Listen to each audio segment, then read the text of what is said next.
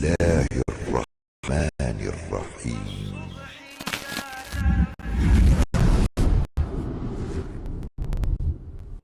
اللهم علمنا ما ينفعنا وانفعنا بما علمتنا.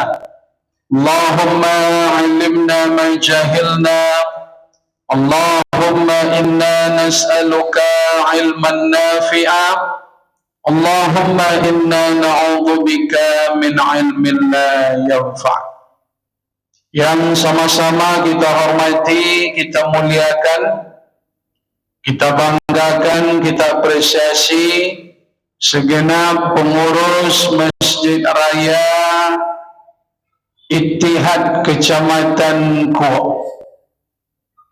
kemudian aparatur pemerintahan, kepala desa beserta segenap jajarannya, ketua BPD, LPM beserta anggota yang hadir, kepala dusun, ketua RW, ketua RT, yang selalu kita muliakan, para guru, para buya, alim ulama, cerdik pandai, tokoh-tokoh adat, orang-orang tua kami, bapak-bapak, ibu-ibu, rekan-rekan pemuda, remaja, serta anak-anak kami. Seluruh kita yang hadir di Masjid Raya Ittihad Kecamatan Kuok dalam acara Tabligh Akbar Sempena Pekan Muharram 1445 Hijriah. InsyaAllah tanpa terkecuali, mudah-mudahan kita semua termasuk ke dalam kelompok orang-orang yang selalu dicintai oleh Allah Subhanahu wa ta'ala. Amin ya rabbal alamin. Bapak-bapak dan ibu-ibu yang dimuliakan Allah, mari kita kembali mengucapkan kalimat puji dan syukur dari lubuk hati yang paling dalam.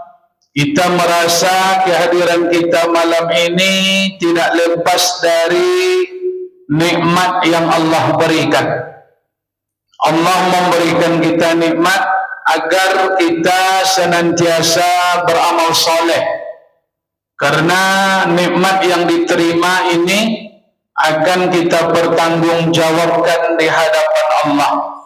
Yang hidup malam ini tapi tidak beramal, Bapak Ibu, yang sehat malam ini tapi dia tidak ke masjid, yang punya kesempatan malam ini tapi dia tidak datang wirid, dipastikan orang ini akan menyesal, Bapak dan Ibu.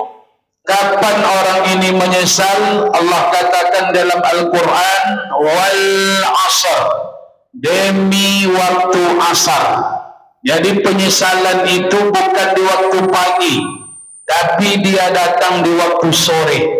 Yang bermain-main di waktu pagi, maka ayat itu berbunyi, innal insana lafi khusr, sesungguhnya manusia berada dalam kerugian. Bila ayat itu bertaso, ketika main-main di pagi hari, maka peringatan itu, penyesalan itu akan datang di sore hari. Orang yang tidak memanfaatkan kesempatan hidup untuk beramal saleh, maka orang ini dipastikan akan menyesal ketika dia sudah meninggalkan dunia ini. Bahkan Bapak dan Ibu, sebelum meninggal pun penyesalan itu terkadang sudah kita rasakan. Bapak-bapak dan ibu-ibu yang dimuliakan Allah, salawat dan salam Allahumma salli ala Muhammad wa ala ali Muhammad. Mudah-mudahan kita selalu istiqamah dengan Al-Quran dan Sunnah yang ditinggalkan oleh Rasulullah, dan kita insyaAllah ingin menjadi umatnya yang akan mendapatkan syafaat nanti di hari tak ada pertolongan, melainkan hari itu Nabi Muhammad lah yang akan memberikan syafaat atau pertolongan kepada kita. Bapak-bapak dan ibu-ibu yang dimuliakan Allah, Ustaz Bambam malam itu sampai kaku, tapi di Masjid Raya Ittihad Tadilah disampaikan dek Buya Bendra, alhamdulillah bapak dan ibu lah tolonglah kami seketik. Kadang-kadang kalau tidak ditolong tak tentu di uang dah. Samsuwardi itu nama kami, tapi nama kecil kami bom-bom bapak dan ibu. Jadi tidak nama viral bom-bom dulu, nama kocok kami. Semenjak kocok kami memanglah dipanggil bom-bom. Sejak baumu mingguan leh sampai malam ko. Jadi tidak nama viral dulu, nama kocok kami. Kebetulan kini itu nanti konang di uang. Jadi memang besok nampak tidak amat dapat so nama kami solah panjang je. Samsuwardi bom-bom. Kalau nak pakai bom-bom tak tentu di uang dah. Alhamdulillah bapak dan ibu, mudah-mudahan pertemuan kita malam ini diberkahi Allah. Amin ya rabbal alamin. Imam Abu Nu'aim Al-Asfahani, ulama di abad ke-4 Hijrah, beliau menukil perkataan Syekh Sahal Abdullah At-Tustari, ulama di abad kedua, di dalam kitab Hillatul Awliya. Kata Imam Abu Nu'aim Al-Asfahani, bapak dan ibu, al-hijratu fardun ila yaumil qiyamah. Hijrah itu suatu kewajiban sampai dunia kiamat. Jadi berhijrah, berpindah, berubah, meningkat, maknanya hijrah. Hijrah itu bapak dan ibu merupakan suatu keharusan. Meningkatkan amal saleh itu suatu keharusan semenjak bila? Semenjak hidup sampai mati. Jadi berhijrah itu mesti ada ke awak sampai dunia kiamat, mesti kita berhijrah. Apa makna hijrah? Meninggalkan. Apa makna hijrah? Berpindah. Apa makna hijrah? Meningkat. Itu mesti ada pada tiap-tiap diri seseorang sampai dia mati menghadap Allah. Dia mesti ada perubahan, mesti ada peningkatan. Orang yang tidak ada perubahan dalam hidup, orang yang tidak ada peningkatan dalam hidup, baik dalam segi ibadah maupun dalam segi akhlak, termasuk dalam segi ekonomi, orang ini orang yang merugi hidup di dunia. Man kana yaumuhu misla amsihi, orang yang kehidupannya sama tahun ini dengan tahun dulu, fahuwa maumun, orang yang sama itu tak ada peningkatan, tak ada perubahan, maka orang itu disebut orang yang rugi. Tak ada urusan peningkatan tahun ke tahun. Contoh tutawi di ibadahnya, macam tutawi di akhlaknya, seperti tutawinya lembang-lemboknya bapak dan ibu, maka orang itu termasuk kelompok orang-orang yang merugi hidup di dunia ini. Wa man kana yaumuhu sarran min amsihi, yang lebih parahnya lagi, orang yang kehidupannya lebih bagus ancak dan dulu daripada dan kini lah. Artinya hebat dulu ini mundur, tak meningkat, justrunya menurun. Kalau contoh itu semangat ibadah awak menurun, kalau semangat ibadah kita tidak meningkat, maka kita termasuk kelompok bahwa mal'un, orang yang bukan hanya rugi tapi dia celaka hidup di dunia ini. Bapak dan ibu yang dimuliakan Allah, jadi harapan kita dalam kehidupan ini mesti ada peningkatan. Man kana yaumuhu khairan min amsihi, dalam setiap langkah kehidupan awak hari ini lebih baik daripada hari kemarin. Tahun ini ada peningkatan daripada tahun kemarin, fahuwa rabihun, maka kita termasuk ke dalam kelompok orang-orang yang beruntung hidup di dunia ini. Bapak dan ibu yang dimuliakan Allah, jadi kembali kita kepada perkataan apa yang disebutkan oleh Abu Nu'aim Al-Asfahani, bahwa berhijrah, bahwa meningkat, berubah, pindah itu mesti ada pada tiap-tiap kita sampai dunia ini kiamat. Apa salah satu yang mesti kita hijrahkan sebagai langkah awal Bapak dan Ibu? Beliau menukil, memuat di dalam kitab Hillatul Awliya yang dikutip dari perkataan Syekh Sa'al Abdullah At-Tustari bahwa yang mesti kita hijrahkan itu adalah minal jahli ilal ilmi, minal jahli ilal ilmi. Kita mesti berhijrah, kita mesti pindah, kita mesti meningkat dari kebodohan kepada berilmu, dari ketidaktahuan kepada berilmu. Kita mesti ada perubahan peningkatan. Tak boleh kita bongak pesan doa Bapak dan Ibu. Tak boleh awak tu tidak berilmu. Umat Islam ni mesti berilmu. Kenapa? Karena dengan ilmu itulah kita beramal. Orang yang berilmu maka dia akan mudah untuk beramal. Itu mesti kita hijrahkan. Berhijrah dari jahal, dari kebodohan, berhijrah kita dari ketidaktahuan menjadi orang-orang yang berilmu. Makanya menuntut ilmu suatu perkara yang diwajibkan dalam agama Islam. Talabul ilmi faridatun, kata Rasul.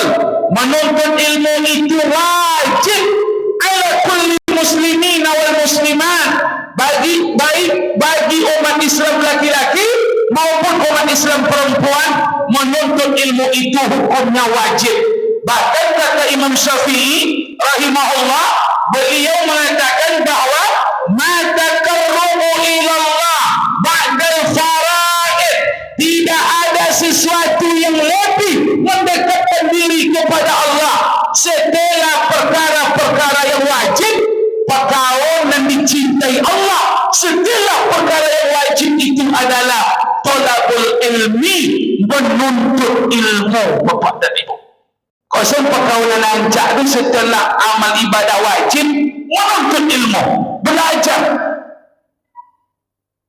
Awak di situ tu kelemahan awak. Makanya umat Islam ini mudah Bapak dan Ibu, mudah awak tabalik kio awak. Kenapa? Ya ilmu jadi tak ada. Makanya kadang-kadang mudah terombang ambing. Masa dalam amal ibadah awak ponyong sawang, amal ibadah awak, agama awak, tapi banyak lawak dan ponyong. Dia ponyong ilmu dah ada Bapak dan Ibu. Makanya ilmu mesti dicari, mesti menuntut ilmu. Kita yang tinggal di keliling masjid, untung awak program majelis ilmu di Masjid Raya Ittihad banyak Bapak dan Ibu. Rugi masyarakat kalau tak datang ke masjid kau. Program wiridnya ada, bahkan pengajian khususnya ada, pengajian sistem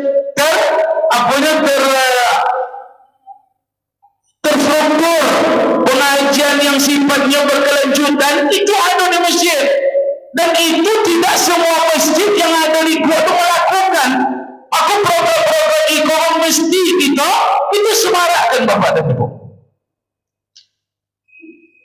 Azan dulu.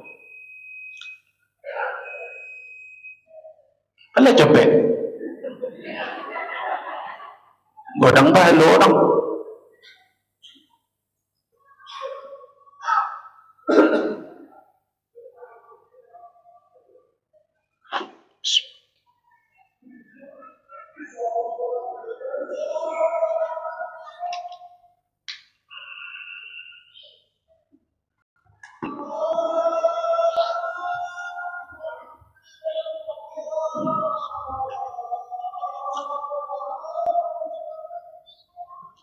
Allah.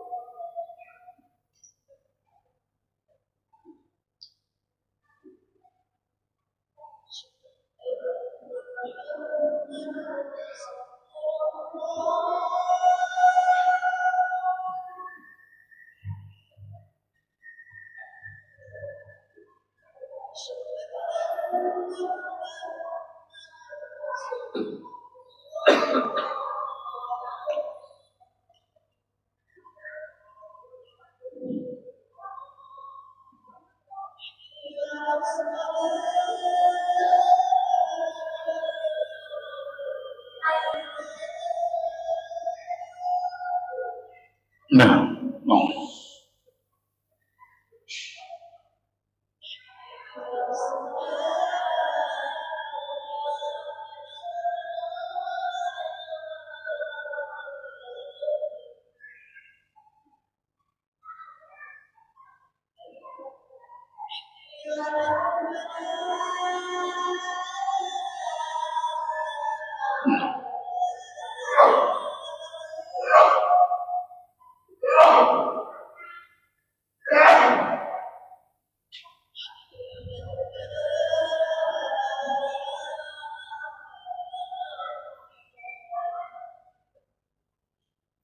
No.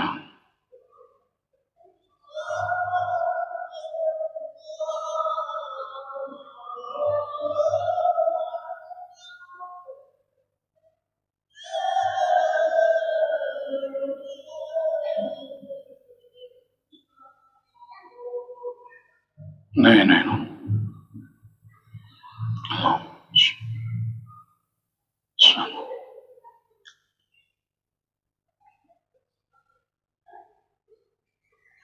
Baik Bapak dan Ibu yang dimuliakan Allah, jadi bahkan di dalam sebuah hadis Nabi yang mulia Rasulullah sallallahu alaihi wasallam, "Idza marartum bi riyadil jannah," kalau kalian lewat di taman surga, bayangkan, pernah tak kita membayangkan bahawa taman surga di dunia ini, Nabi bercerita taman surga, ternyata taman surga itu Bapak dan Ibu ada di majelis ilmu. Kalau ingin kita selalu datang mampir di taman surga, ini jalan menuju surganya Allah Subhanahu wa taala. Jadi kalau kodok datang ke taman surga itu tidak mungkin buat salah masuk besok akhirat Bapak dan Ibu. Lajole men sering dikunjungi itu taman surga. Maka insyaAllah orang yang sering menghadiri taman surga, nanti di akhirat Allah akan hadiahkan untuknya surga. Maka datang dari pengajian, hadir. Cuma Bapak dan Ibu memang tak bisa awak pungkiri. Problem dalam majelis ilmu itu memang, apalagi kita masyarakat awam, banyak tantangan-tantangan yang membuat masjid itu sunyi dari wirid pengajian. Jemaahnya seketik. Apalagi masjid yang ada di Pasau. Ambo tak menjumpai itu masjid ramai wirid yang ada di Pasau buya. Alun pun ambo jumpai leh. Ada nama masjid di Pasau pun tak ada dan ramai wirid pengajian dah. Alun ada oleh Bapak Ibu. Termasuk masjid kau, termasuk masjid kau. Kalau di Bandung masjid yang ada di Kuok kau, tak ada masjid di Kuok pun dan longang wirid dah. Kalau untuk wirid pengajian hari-hari besar Islam, Kuok kau hampir 99% ramai. Cuman kalau di masjid raya kau tak dokek-dokek dah. Padahal masjid tengah ke Pasau, namun kita berada dalam kesunyian. Sunyi ke nan rami, ketik jemaah dekat nan ramai. Itulah masalah yang ada di masjid tak jauh dari pasar. Kenapa? Karena memang tak bisa kita pungkiri Bapak Ibu. Nabi katakan dalam sebuah hadis, "Ahabbul bilad ilallah," tempat yang paling dicintai Allah di permukaan bumi ini adalah masajiduha, masjid. Yang paling dicintai Allah di bumi kogok masjid. Wa abghadu ilallah, wa abghadul bilad ilallah, dan tempat yang paling dibenci Allah di bumi ini adalah aswaquha, pasau. Jadi yang paling dicintai Allah masjid, yang paling dibenci Allah pasar. Wajar kalau pasar kok masjidnya longang.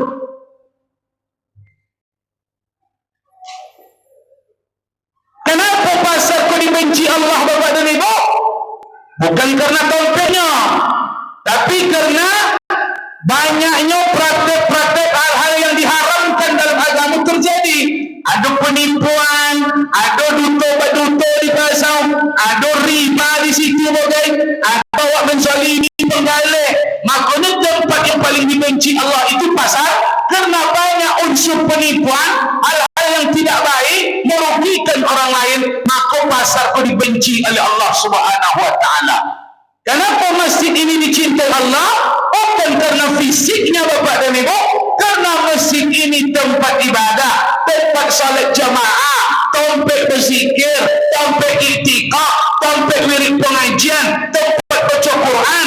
Maka masjid ini dicintai oleh Allah Subhanahu wa taala. Makanya Bapak Ibu hadirin yang dimuliakan Allah, kalau ingin pasar ekonomi kita naik, mesti kita kalahkan. Apa yang kita kalahkan? Fitnah yang ada di pasar. Kita kejar berkah yang Allah janjikan, Allah turunkan di masjid. Negara Arab Saudi Bapak dan Ibu, itu penduduknya hanya 30 juta. Arab Saudi itu negara kocoknya, negara yang penduduknya sedikit. Kalau masalah income-nya, masalah aset atau tanaman hasilnya buminya, Arab Saudi tak ada yang bisa dibanggakan. Hasil kurmanya tak merata Bapak dan Ibu. Kurma itu tidak seluruh tempat, tak seluruh tanah di Arab itu bisa tumbuh. Jangan sangka colok kebun sawit awak sawit siko, kota siko. Aduh, sono-sononya aduh. Arab Saudi tak. Makanya nanti yang pergi haji, pergi umrah, turun dari bandara Jeddah, apa pemandangannya di kanan, bebatuan nanda ada kebun sawit indah, kebun kota indah, batu-batu nanda laku dijie. Itulah nanda Arab Saudi nan banyak. Lalu kenapa mereka bisa hari ini menjadi negara kaya? Apa yang bisa Arab Saudi kok kini melejit? Bahkan dikabarkan Arab Saudi akan mengalahkan pembangunan Dubai, negara yang sedang berkembang, yang sedang hebat-hebatnya membangun, itu Dubai. Namun hari ini raja yang memimpin Arab Saudi bertekad 10 tahun yang akan datang, paling lambat 30 tahun, Arab Saudi akan menjadi negara nomor 1 di dunia yang akan dikunjungi oleh seluruh umat di dunia. Kau Bapak dan Ibu, apa penyebabnya Ustaz?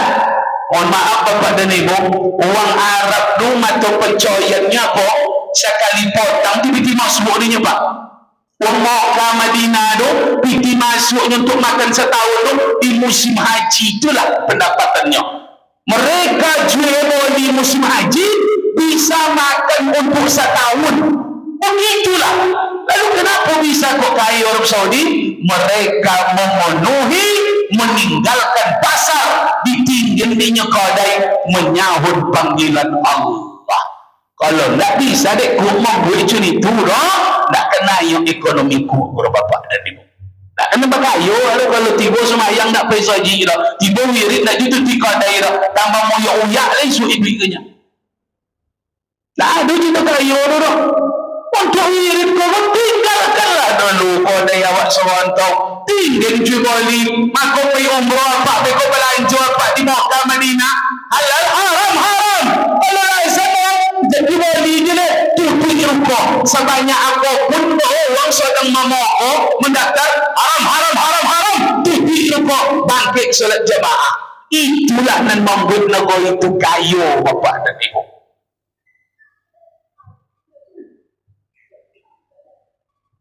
Awak anda nak pocar kungan lan minggu dah ada datang nak.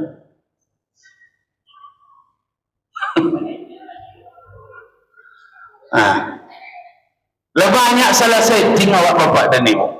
Umat Islam kalau banyak salah setting.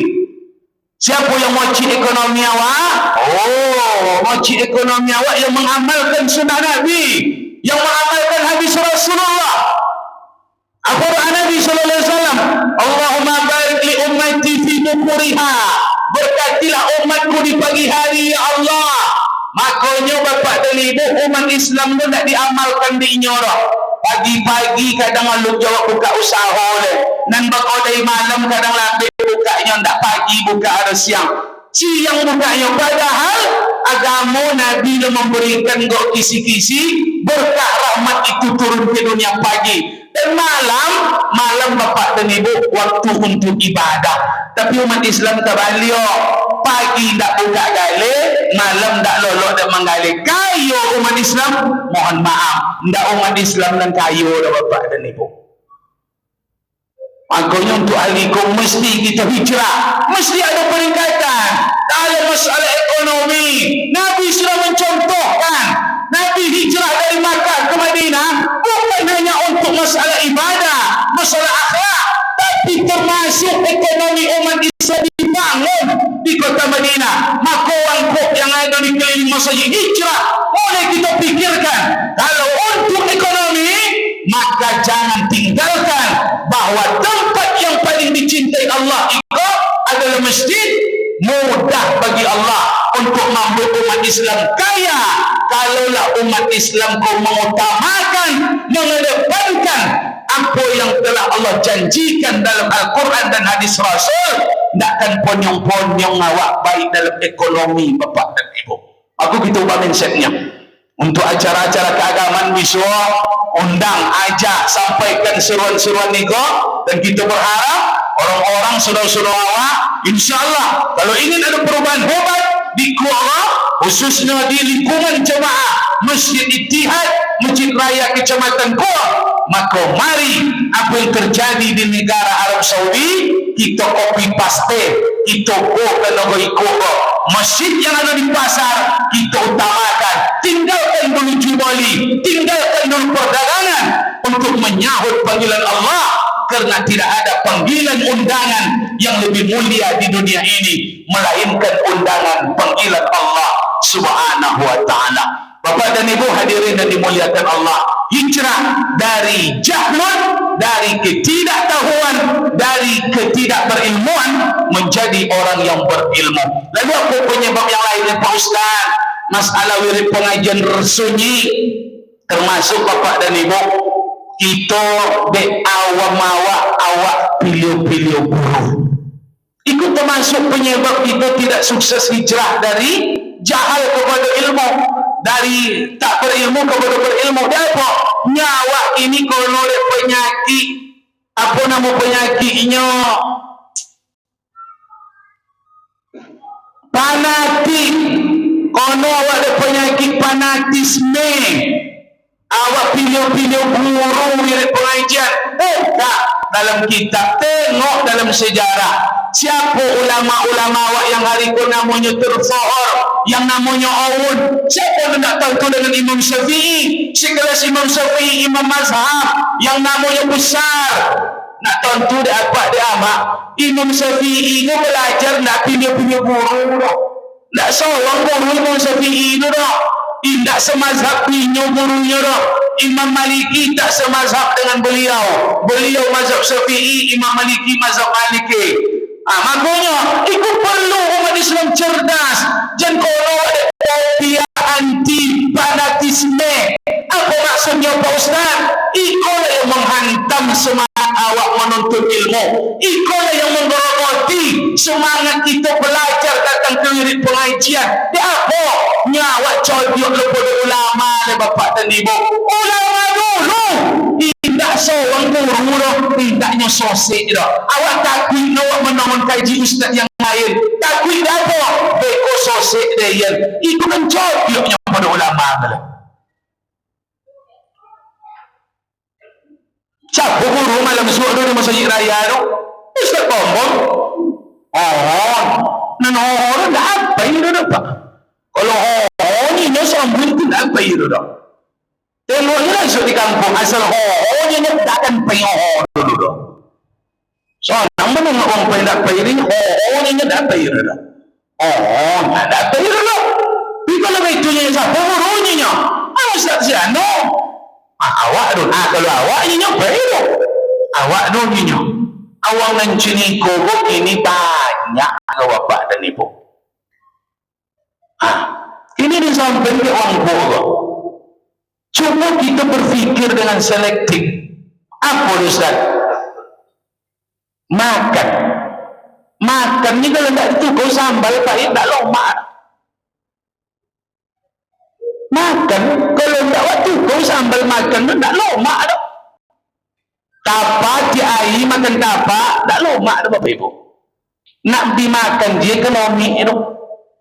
nak dimakan cuma colok makon tak paru nak kan pona lomak kalau ndak adonan ndak lomak ado wirid tu cuma itu je tak sesuatu guru dan kalau mak ado kemudian jangan itulah tidak seorang ustaz pun yang datang ke majelis ilmu menyampaikan ilmu apakah dia dipastikan membawa hidayah. Mohon maaf, jangan kami ustaz gelap. Nabi sallallahu alaihi wasallam tidak menjamin kita dapat hidayah bapak dan ibu. Jangan kami ustaz-ustaz gelap. Nabi Muhammad dia tidak bisa hanya memberikan hidayah kepada orang yang dia cintai dah. Apa boleh kami ustaz? Jadi ustaz tak ada yang memastikan pasti dapat hidayah awak ada kaji itu tidak. Itu dia semangat wirid jadinya. Maka dapat kau tutup kaji itu. Tapi untuk memastikan hidayah datang dari seorang ustaz, demi Allah tidak satu pun ustaz dalam memberikan ceramah pengajian yang akan membuat jemaahnya mendapatkan hidayah. Tidak ada ustaz tu nak membawa hidayah seorang juga. Makanya lupa cuba bawa dia ustaz tu. Tidak ustaz yang merubah. Ustaz tak sanggup untuk memberikan hidayah. Walakin Allah yahdi man yasha. Yang memberikan hidayah itu Allah subhanahu wa ta'ala. Maka dan pilih-pilih guru itu tidak betul bapak dan ibu. Elok tu.